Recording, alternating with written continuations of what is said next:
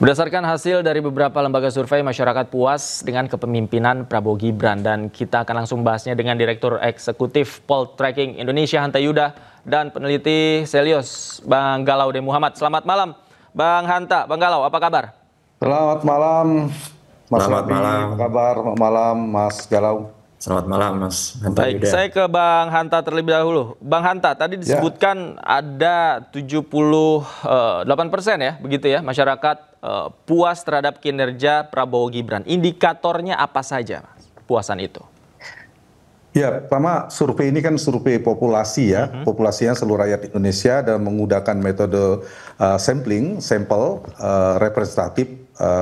Dia profil demografi dari responden yang terpilih, sampelnya itu identik dengan populasi. Nah, kemudian hasilnya tadi seperti di iNews sudah sampaikan, secara umum ketika kita tanyakan tingkat kepuasan kepada kinerja pemerintahan secara umum ya, semuanya gabungan Prabowo Gibran itu 78,1% dan ada yang tidak puas 19,3%. Tetapi kita dalami juga Mas Davi, di bidang-bidangnya tingkat kepuasan yang paling tinggi itu di bidang pendidikan 79%, kemudian bidang kesehatan juga tinggi 76%, Hankam pertahanan keamanan juga relatif tinggi 75%.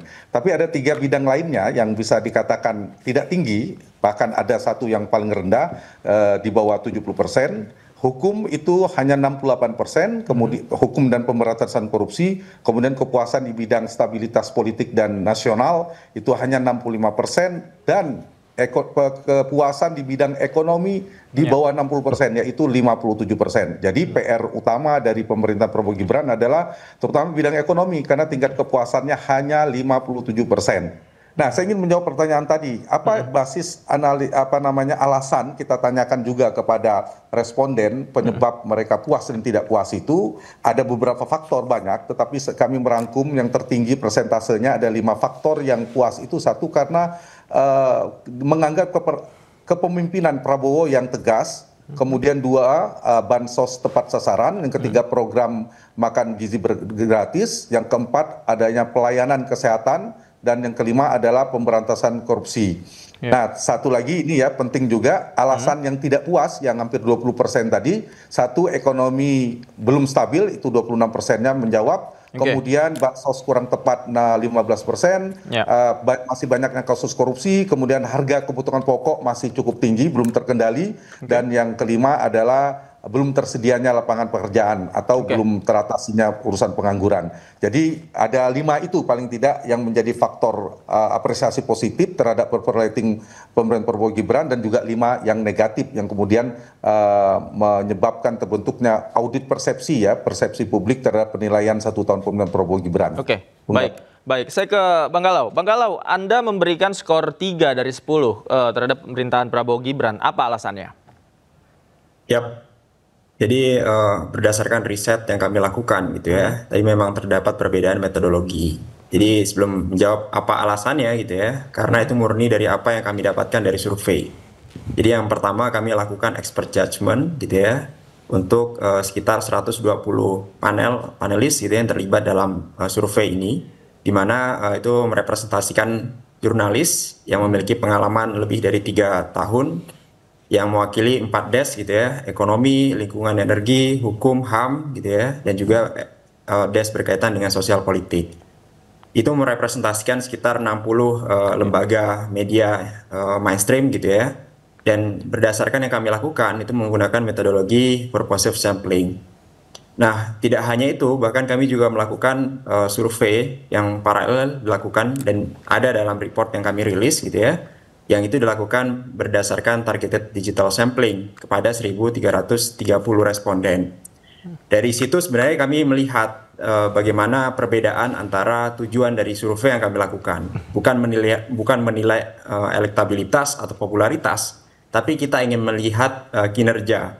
Jadi penting untuk melihat itu berdasarkan persepsi atau keahlian dari panelis-panelis ya. Karena jurnalis merupakan aktor yang terlibat langsung dalam hal mewartakan berita gitu ya, interaksi langsung dengan pejabat, sehingga bisa menilai bagaimana capaian kinerja yang telah dilakukan. Nah, berdasarkan survei yang telah kami keluarkan, di situ memang poinnya menurun. dibandingkan penilaian survei di 100 hari pertama yang sudah kami lakukan. Jadi Pak Prabowo itu dapat nilai 3 dari 10 gitu ya. Iya. Saya rasa itu merepresentasikan banyak hal, Mas. Ada banyak sekali janji politik yang mungkin belum tertuntaskan gitu ya. Ada terkait dengan capaian program yang masih belum efektif, itu yang telah kami uraikan dalam laporan.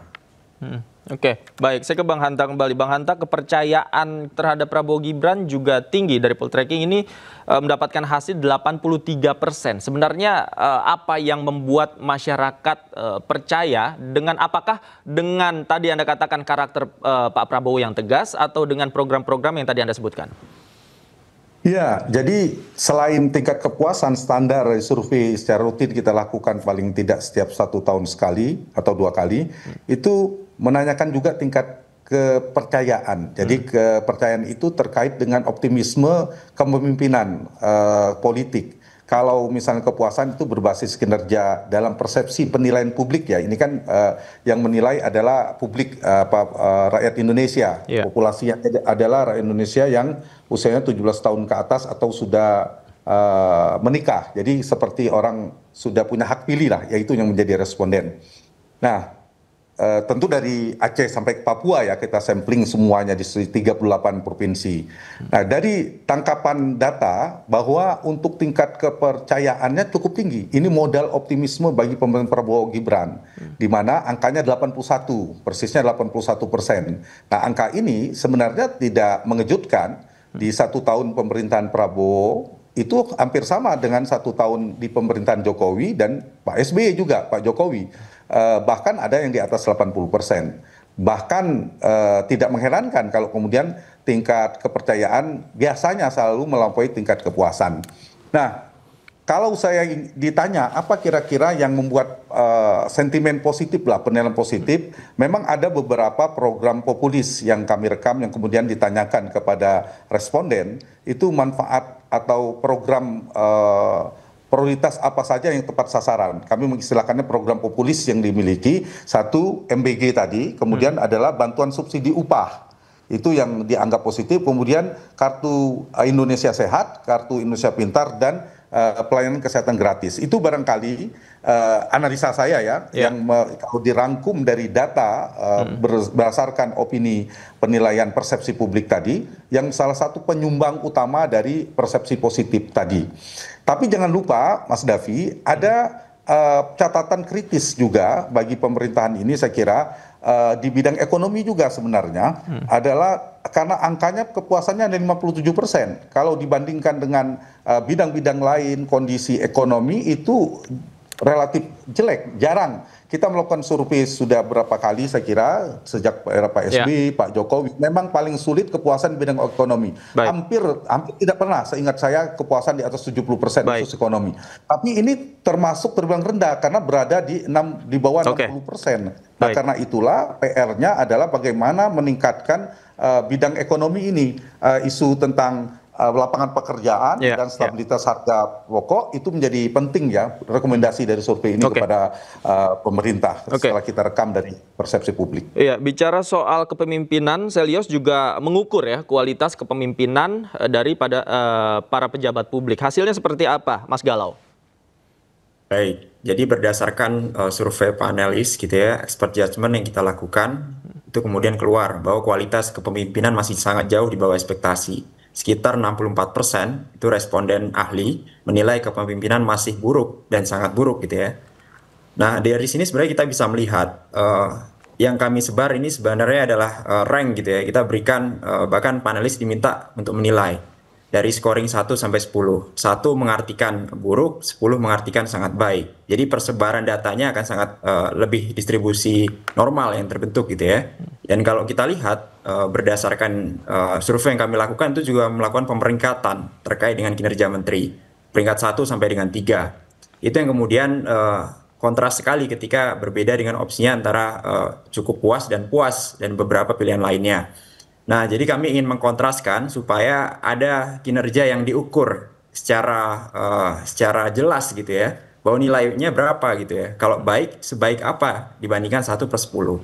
Itu yang mungkin menjadi satu perbedaan mendasar. Dan dari catatan kami, hampir semua 6 indikator yang kami ukur gitu ya, capaian program, rencana kebijakan, kualitas kepemimpinan, tata kelola, komunikasi, penegakan hukum gitu ya, itu masih dalam nilai yang sangat mengkhawatirkan gitu ya, di angka 64 sampai dengan 90%. Nah, itu yang kemudian selaras kita lakukan berdasarkan survei publik yang kami sebar berdasarkan secara umum gitu ya. Itu juga konsisten dengan temuan kami dalam survei ahli.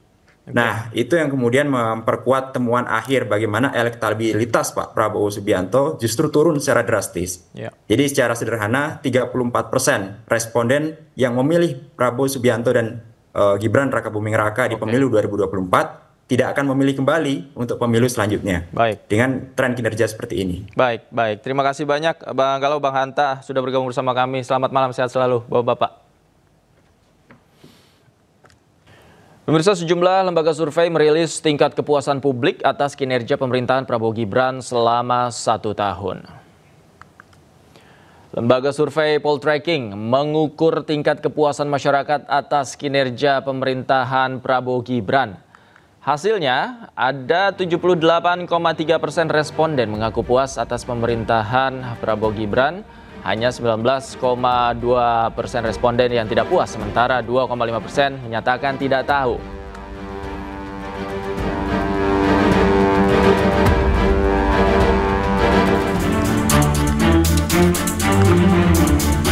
Sementara itu, Center of Economic and Law Studies atau CELIOS memaparkan pemerintahan Prabowo Gibran hanya mendapat skor 3 dari 10. Survei ini diikuti 1.338 responden dengan 2 kelompok penilai, yakni masyarakat umum dan para expert.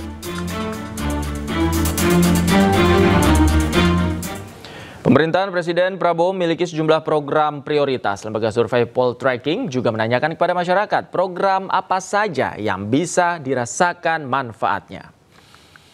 Pemirsa, makan bergizi gratis menjadi program yang paling dirasakan masyarakat dan menempati posisi pertama dengan 22,7%. Bantuan subsidi upah berada di posisi kedua dengan 13,4%, disusul oleh program Kartu Indonesia Sehat dengan 11,3%. Posisi keempat ada program Kartu Indonesia Pintar dengan 9,7%, sementara di posisi kelima ada program layanan kesehatan gratis dengan 8,8%.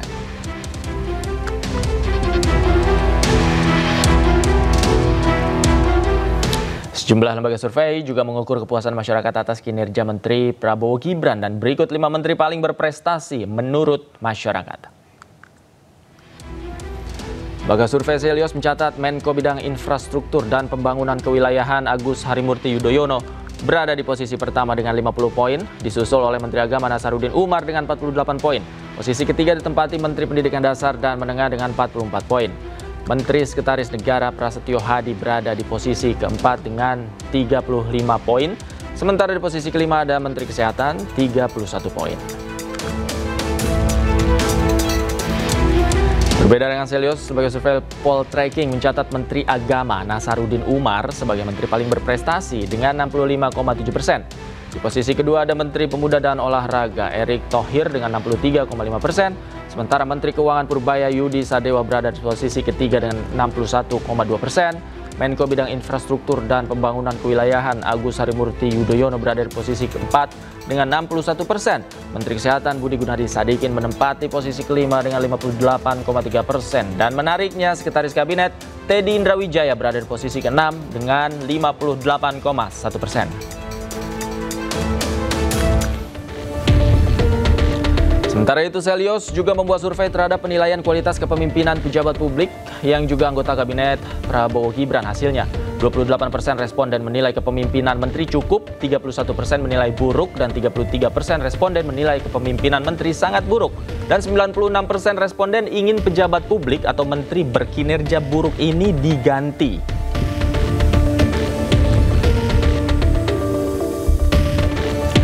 10 menteri dan pejabat publik mendapat rapor merah dari survei CELIOS dan responden menilai mereka harus diganti. Di antaranya adalah Menteri SDM Bahlil Lahadalia, Kepala Badan Gizi Nasional Dadan Hindayana, kemudian ada juga Menteri HAM Natalius Pigai, Menteri Kehutanan Raja Juli Antoni. Yang kelima adalah Menteri Kebudayaan Fadlizon. Kemudian ada juga Menteri Pariwisata Widianti Putriwardana. Yang ketujuh ada Menko Bidang Pangan Zulkifli Hasan. Kemudian juga ada Kepala Badan Percepatan Pengentasan Kemiskinan Budiman Sujatmiko. Posisi ke-9 ada Menteri Desa dan Pembangunan Daerah Tertinggal ada Yandri Susanto dan Menteri ATR BPN Nusron Wahid.